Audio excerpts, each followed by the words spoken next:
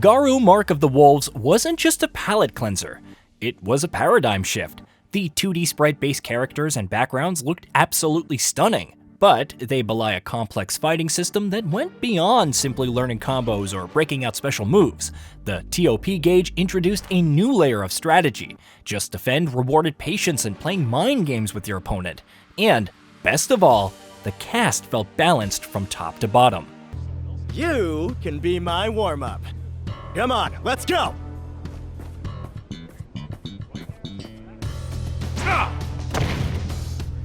I will win this match for my fans! Final round. Get ready. Fight! Hercules, through and wait! When it seemed like a sequel was impossible, SNK finally delivered with Fatal Fury City of the Wolves. It's been a long time coming, and in many ways, the cult classics formula may seem unrecognizable between the fully 3D visuals and the new Rev System.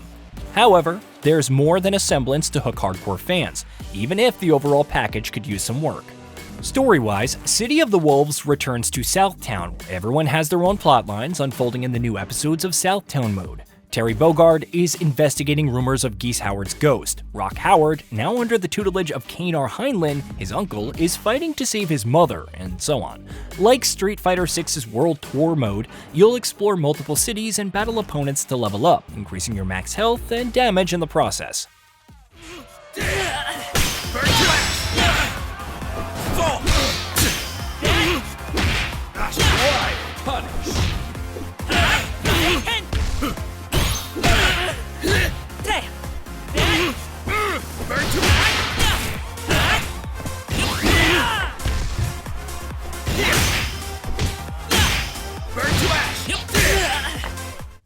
Progressing further will also unlock the top gauge, now known as the SPG gauge, and various skills that can be equipped to improve your character, like health boosts, attack boosts, and whatnot.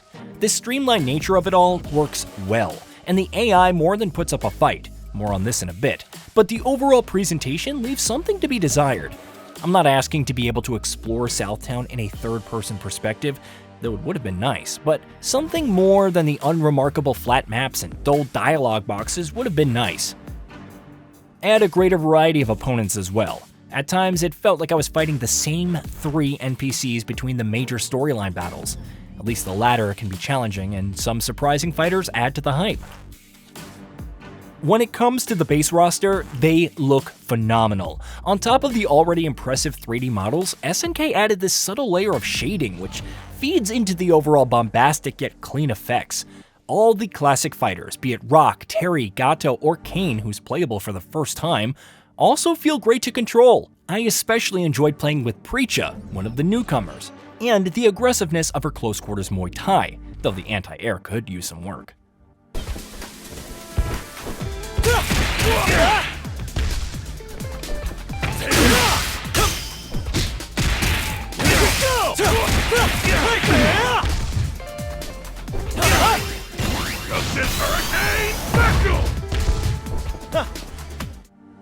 The environments are rife with details and well animated, though I'm not too sure about the 2-line stages.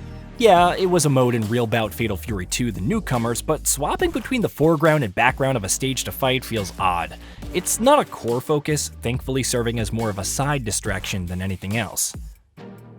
Aside from episodes of Southtown, there's arcade mode and missions for single player. The former is your standard battling through 8 opponents to reign supreme, punctuated with cutscenes featuring comic book style panels. Unfortunately, a lot of the enthusiasm is dulled by how aggressive the input rating can feel by the AI. It feels like nearly every move is blocked and countered from the second they're made, especially from stage 3 onwards. This is also present in EOST mode to some degree, but it feels all the worse in arcade mode. Of course, the biggest question is how the actual fighting feels. For some moves, it felt like coming home, with so many familiar moves carrying over and looking excellent in the process. But it's not about just defend, counters, and the SPG. The Rev System adds another tactical layer to everything. When SPG is active, it can be used for Rev blows, shrugging aside incoming attacks to deliver hard-hitting blows, on top of providing access to the devastating hidden gear when you have 2 super bar gauges. You can also chain together Rev arts, stronger versions of regular special moves using Rev Excel, or negate chip damage from special moves with Rev Guard, if you're not confident in just defending it.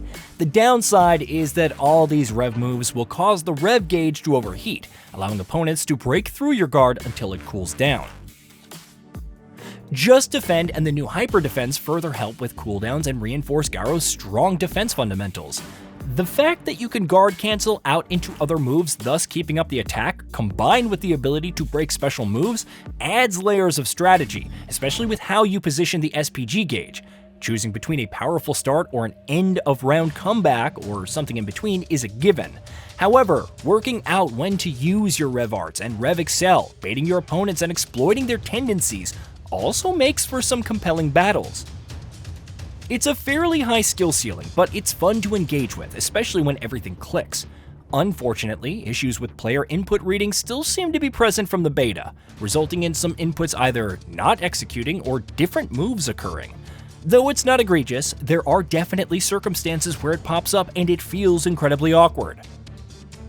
Though I couldn't go as in-depth into online play as I would have liked, the few matches I had boasted solid netcode, even at 150 to 180 milliseconds of latency.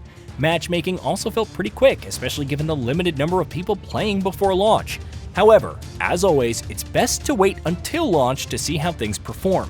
The overall UI also leaves something to be desired, between the small text and iffy navigation, regardless of how stylish it looks. Burn to ash!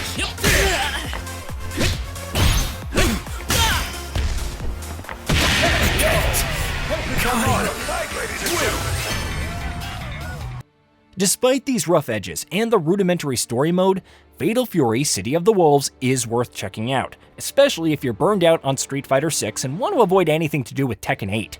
The characters and fighting system make the experience, and though several fundamental issues must be ironed out, it offers a solid gameplay loop with plenty of depth, especially given how nuanced and distinct the roster is. It's bittersweet in a sense to see all these once newcomers becoming established fighters in the series, yet still feeling so inherently familiar. Some part of me pines for the good old days of the sprite-based visuals and old school vibe, but as it stands, City of the Wolves is a strong continuation of the franchise that will hopefully grow into its own, with more support and polish. Hey, did you know that we at Gaming Bolt upload new videos every day? Stick around, drop a like, subscribe, and hit that bell. And let us know what kind of content you'd like to see in the future with a comment below.